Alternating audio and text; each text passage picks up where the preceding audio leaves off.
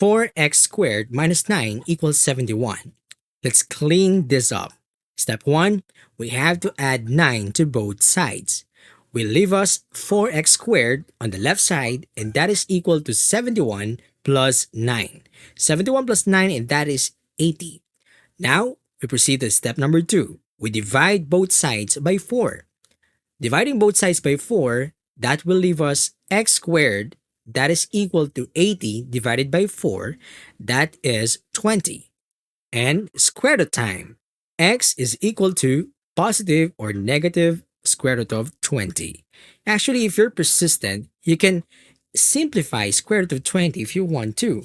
Like, you need to find the factor of the radicand 20 that has a perfect square number. And the number that is fit is 4 times 5. 4 times 5 is 20. 4 is a perfect square. Now, square root of 4, that is 2. So 2 will be written outside the radicals. And square root of 5 will remain. And the final answer would be positive or negative 2 square root of 5.